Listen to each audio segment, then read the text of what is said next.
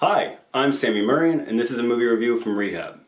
Okay, now that I've gotten the enormous tentpole blockbuster Captain America out of the way, I would like to speak for a little bit about a very, very small independent film that I just discovered online that completely went by me in its theatrical release back in January.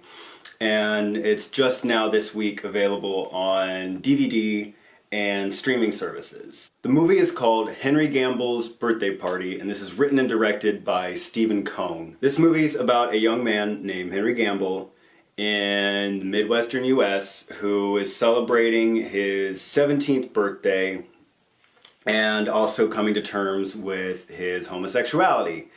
And he has a pool party, birthday party with his loving family. His father is a pastor, and they invite all of these kids around Henry's age over and their families, most who he knows from church, from school, and this wide cast of kids mainly are thinking about what most kids that age are thinking about, that is sex and their bodies, and they are discovering themselves. I just streamed this thing on Amazon, and I have to say I was pretty moved by this movie.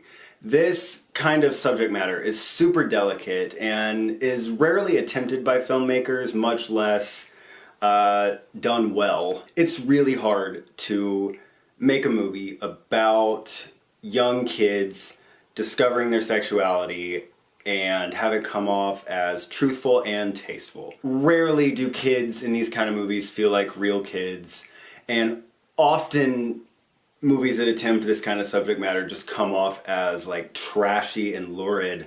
Like in the 1990s, there were a bunch of movies made by Larry Clark and Harmony Korine about kids discovering their sexuality, and those filmmakers thought that the best way to make movies about kids discovering their sexuality was to show a lot of explicit scenes of kids f***ing.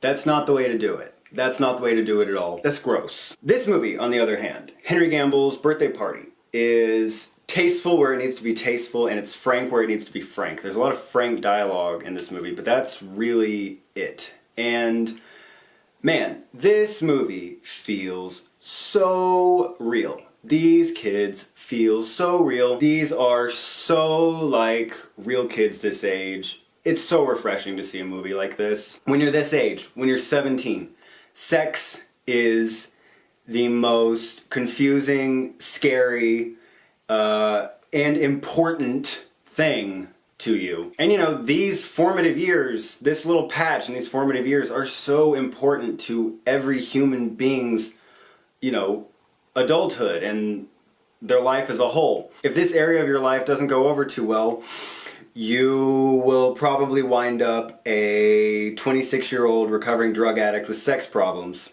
That's me! Yes, this movie touched me on a personal level. I grew up gay in the Bible Belt, and this movie, wow. I mean, I feel like I knew every single one of these characters in this movie growing up. Like, this is exactly what it's like there. This is hard material, and for the most part, this movie nails it. It is fair, it is real, it is gorgeously shot. I just wish that there were more movies like this. I wish that there were more movies about kids that felt like they were really about kids. It's so rare to find a movie like this, and I really think that people should seek this thing out, and I hope that this movie finds new life on video and on demand. I really look forward to whatever Stephen Cohn does next. He's got a directing style that is straight up John Cassavetes and Greg Araki had a baby. There's even a moment in this movie where one of Henry's friends gives him a Greg Araki movie, Kaboom, as a present.